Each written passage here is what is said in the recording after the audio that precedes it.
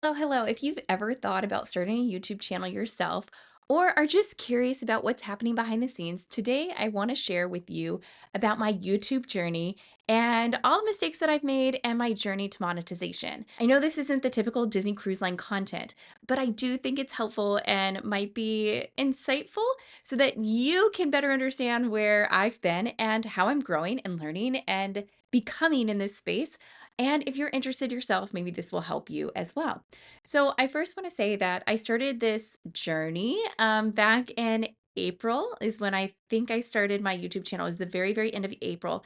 And I wasn't really sure. Well, I knew exactly what I wanted to do, but I did not realize, and I guess this is my first mistake, I did not realize how YouTube worked in the sense that in the same way you teach people how to treat you, you also teach the YouTube algorithm who your audience is. And unfortunately for me, my niche is so niche, which is disability travel and being a caregiver to a child with a disability, specifically Down syndrome, and traveling. So, like those three things combined. So, like being a mom, traveling with a child with Down syndrome, and trying to combine all three of those things that is very, very niche. And so when I first started, I started adding videos about what life was like as a caregiver, our own Down syndrome journey. And if you want to watch those videos, I'll see if I can link them up here. And that was very confusing to the algorithm because I was sharing stuff about our transatlantic cruise and also being a mom who has ADHD and being a mom to a child with Down syndrome and what all those things together. And while that is who I am, that is 100% who I am, that is my family's experience. There's probably not many people out there that can relate to that. If you are one of those people, if you are a mom with ADHD who also has a child raising a child with a disability, comment below, like, and loves to travel, comment below. I would love to know if there are other people out there like me, but apparently that is not very common. And so YouTube was like, I don't know what to do with this. And then you kind of niche into the Down syndrome space, and they're also like, I don't know what to do with this because there's not, the while Down syndrome is a very common disability, the way the disability community is set up, and no fault of anybody in the disability space, but it is so disjointed. We don't all use the same terms. We have pockets of communities.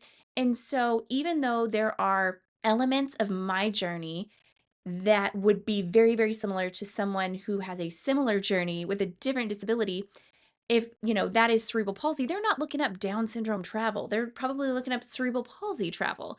Or like I might use the word disability travel and somebody else might be looking at autism travel. And even though there's so much overlap, YouTube doesn't recognize that yet. It's just hard to find the disability community because of that. Anyway, all that to say, YouTube had no idea who to share my content with. So I had to kind of shift my niching to specifically focus on disability travel. And I went specifically in the Disney Cruise Line space because that is kind of like my bread and butter. That is kind of where we spend most of our time. Even though I can talk to like a lot of other aspects of that, I figured let me just build up this disability travel Disney Cruise Line space, but we're going to just kind of focus on Disney Cruise Line for the, next 6 months to a year and like really, really dive into that and expand on that like once we hit monetization. So I guess the big lesson learned is it is important to have a niche, but you should make sure your niche is not too niche. The other big mistake that I made is a lot of the YouTubers that I follow have such a they're able to do a lot of different things because they've been around in the YouTube space for like 10 years. And I was researching when I was researching like starting a YouTube channel, I was researching people that have been in the game for 10 years and that you don't play by the same rules when you've been in the game 10 years. So they've had 10 years to build up a following. And so they can do daily vlogs and they can do travel vlogs and they can do, all these other things, decluttering and they can do it all because they've had their base for so long. And so when you're trying to grow on YouTube, you can't just do it all because YouTube has no idea how to help you grow. So, lesson learned. Now, from the tech side of things, I do come from a background. I am a software engineer by trade, and so I thought like this is going to be easy, but I have no experience with cameras, no experience with vlogging or anything like that, and I also have 4 kids. And so I have made so many mistakes along the way of trying to learn how to make videos, how to edit videos, all the things. And so I want to tell you some of those really ridiculous mistakes. Now, the first mistake that I made is when I went on our transatlantic cruise. I had a Casso. I don't know if I have it right here. I'll see if I can find that. I had a camera with me that was like a little vlog waterproof camera, and I did not pack enough SD cards. I totally did not think about it. And so that was unfortunate. We did get a lot of good footage from that trip, but we also did not know how to vlog. We did not have good lighting in our room. So the availability, and this is just something to know about life with little kids, you don't have a lot of time when the sun is out to do videos because you have children. With that being said, we were trying to film when it was dark outside, so we had bad lighting. And then every time we would like go to film, the camera, I'm gonna see if I can. Okay. Let's say like we were using this tripod or something. We didn't have a tripod, that was the other thing. But the camera would just kind of like fall down. And it wasn't even something I haven't learned how to edit this. But because like the shot would just slowly fall, it was just a disaster. So yeah, lesson learned on that. Okay, my next ridiculous mistake is I got like little lapel microphones and I broke the piece that connects the microphone to everything else. So these are useless now. 1000% useless. That was that was really wise of me. Next on the list, I upgraded the camera because the camera just needed to be upgraded. It wasn't a vlog camera. Oh, that was the other thing. The camera that we have is not a vlog camera, so it doesn't have a reverse screen. So if you are taking video, you have to be shooting the camera like it's just in front. Like you can't selfie. There's no selfie mode. So you're just like hoping for the best if you're trying to film yourself. So upgraded the camera to this DJI, I don't know, whatever this thing is, the Pocket 3.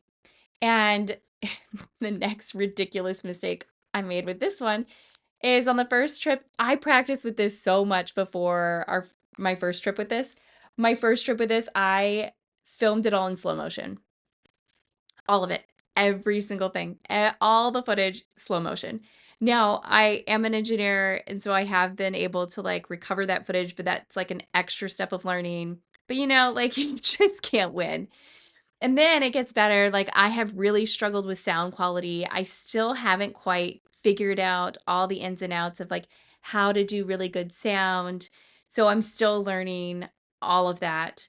So, we've just made lots of mistakes. Oh, I did my first live, and you guys have been so kind to me when I've done that. When I did my first live on YouTube, I had my phone like this and then I like turned it because I thought when you turn it, it would like auto rotate. So it would be better for those that are watching on a TV or on their laptop or a tablet or something. No, no, I was sideways. So like the whole video is me sideways. So that's been a learning opportunity. There's just been so many lessons learned. So on the realm of monetization, I am only at 500 subscribers as of this video, but hoping to get to 1,000 subscribers in just a few months. Now I have hit that 4,000 watch hours, which has given me a lot of information about kind of how people see my channel. And that is people watch this stuff for research, which I appreciate. That's why I'm here. I'm here to be your go-to like cruise guide. I want to be that person that you can rely on that's going to give it to you straight and tell you like what's going on, give you the right information that's factual and not going to just clickbait nonsense.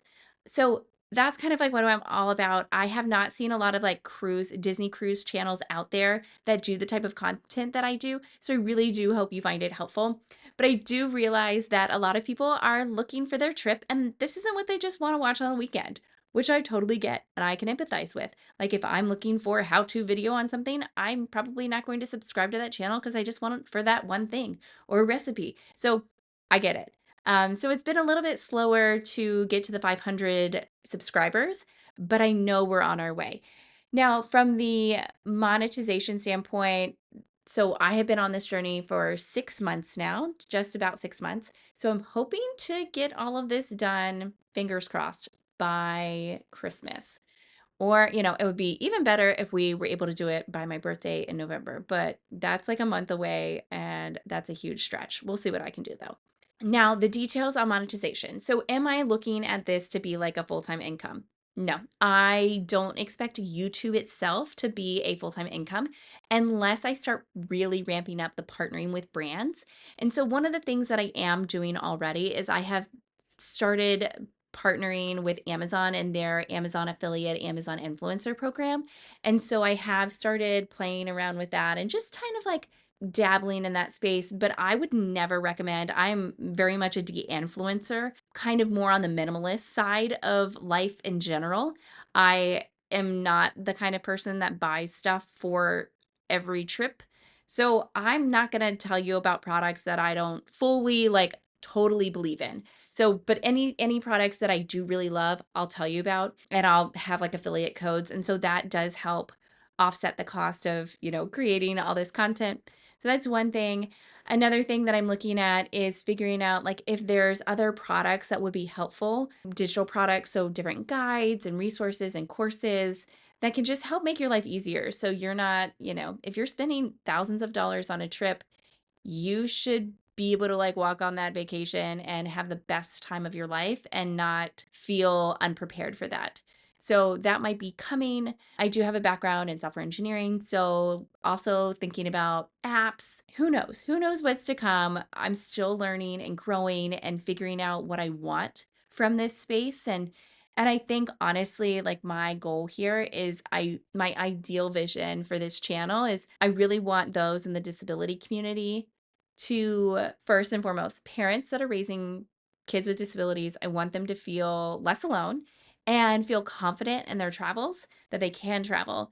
And I want, anyone to feel more comfortable when they do go on a Disney cruise if they're doing that. And as you know, like this content is going to be expanding. I do have some other trips coming up that I will be sharing. However, the focus right now is going to be Disney Cruise Line. And I'm curious to know like what y'all's thoughts are, like what kind of content you want to see.